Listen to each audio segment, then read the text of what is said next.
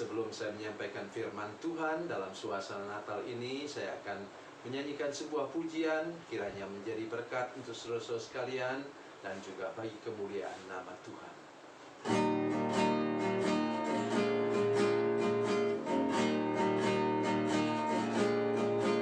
Di sawah dan di ladang ku bekerja, di sana Yesus ada bersamaku. Di rumah dan di pondok ladangku berada, di sana Yesus ada besertaku.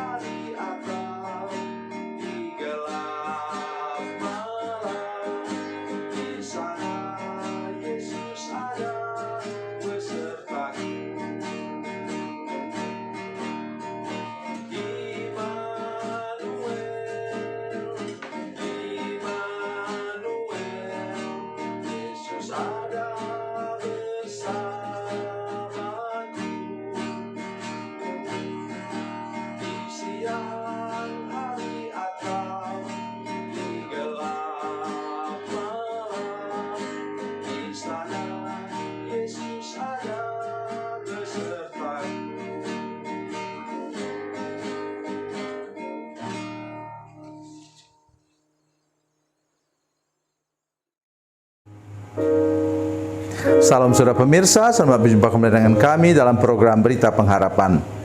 Saudara pemirsa, agak khawatir saya kalau sudah masih percaya kepada hal kebetulan. Saya ingin ingatkan saudara-saudara sekalian, dalam perjanjian lama dalam bahasa Ibrani tidak pernah ditemukan satu kata pun kebetulan. Kalau kita menemukan kata kebetulan dalam Alkitab, itu semuanya bersifat terjemahan. Mari kita sebelum lebih jauh mendengarkan firman Tuhan, kita berdoa lebih dahulu. Bapa, dalam nama Yesus, Engkau memberkati kami dengan firman Tuhan yang luar biasa ini Tuhan. Kami tidak percaya kebetulan, tapi kami percaya kepada rencana Allah.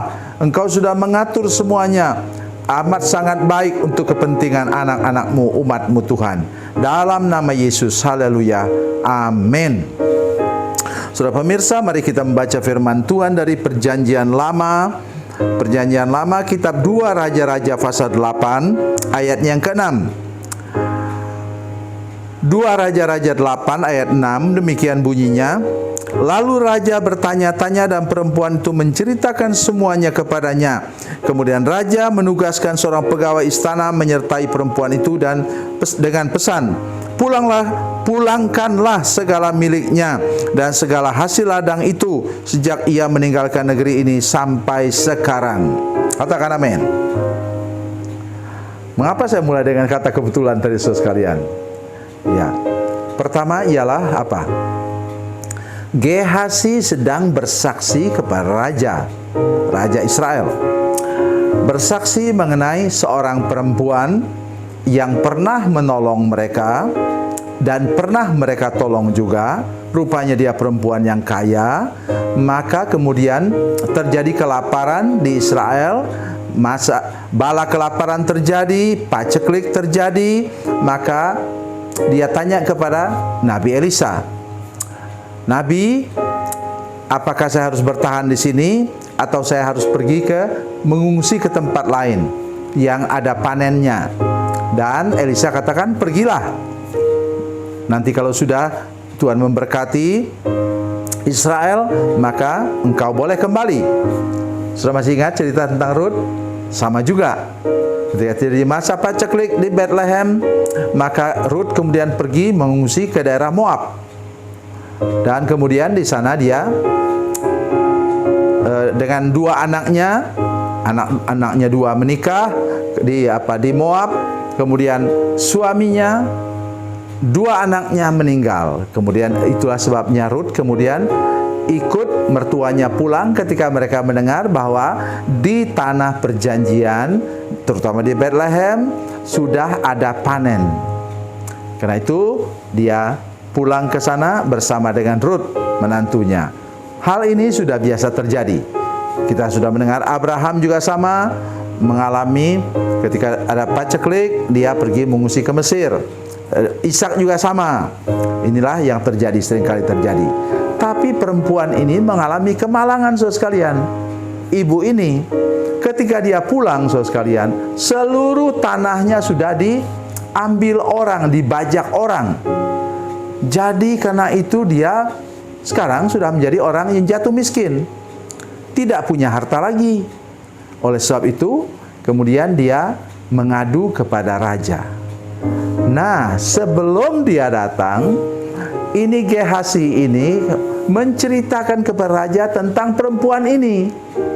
Persis pada waktu itu perempuan ini datang mau mengadukan seluruh masalahnya kepada raja.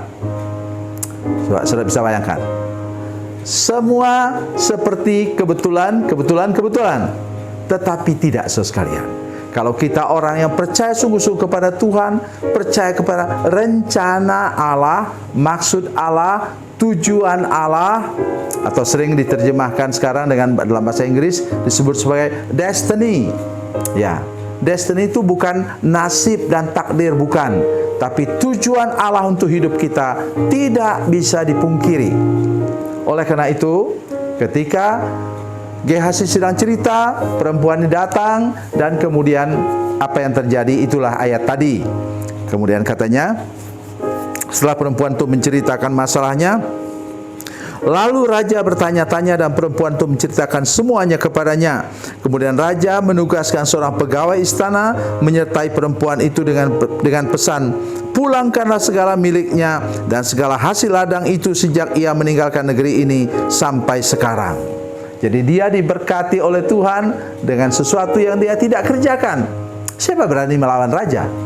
Itulah yang terjadi untuk orang yang berserah kepada Tuhan, yang pernah, dengar itu baik-baik, seluruh jemaat sekalian, seluruh pemirsa, yang pernah menolong hamba Tuhan, yang pernah mengalami mujizat melalui tangan hamba Tuhan. Ingat, saudara akan mendapat balasannya, mendapat berkat Tuhan. Tuhan mengembalikan kepada engkau segala sesuatu yang sudah dicuri oleh iblis. Saya bacakan untuk saudara sekalian ya, supaya jangan pernah ada yang lupa ayat ini. Apa yang iblis buat dalam hidup kita? Yohanes 10 ayat 10. Kita baca bersama-sama saudara sekalian. Yohanes 10 ayat 10. Apa kata firman Tuhan?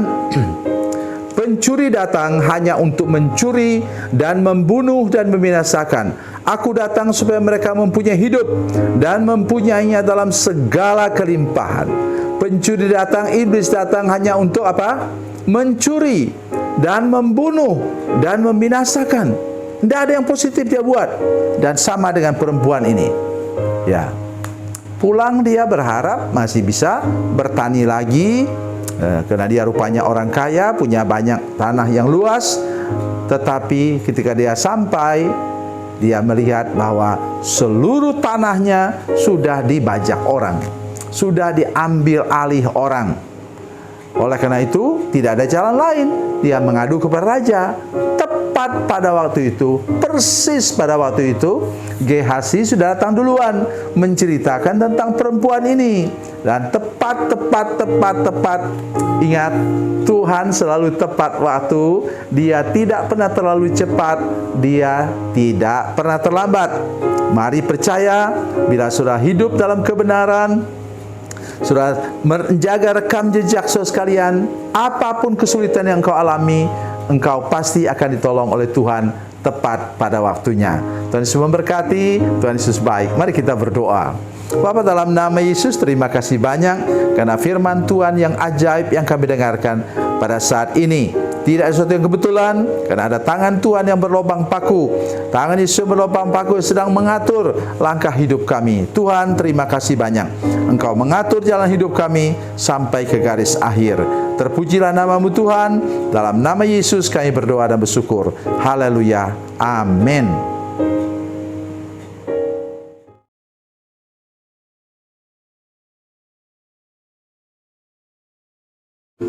Salam saudara pemirsa, mengakhiri program ini, saya mohon kepada saudara-saudara pemirsa sekalian untuk bila saudara menyaksikan program ini melalui channel YouTube, maka tekan subscribe dan bunyikan lonceng. Dan bila saudara menyaksikan program ini melalui channel Facebook, maka tolong saudara-saudara sekalian tekan like dan juga komen. Dan demikian pula bila sudah menyaksikan program Makanan Bergizi hari ini yang tertulis, maka tekan yang sama juga, tekan like dan tekan komen. Dan tolong saudara-saudara sekalian untuk membagikan program ini, share program ini di channel saudara-saudara sekalian, supaya lebih banyak lagi orang diberkati melalui program ini. Tuhan Yesus memberkati, Tuhan Yesus baik.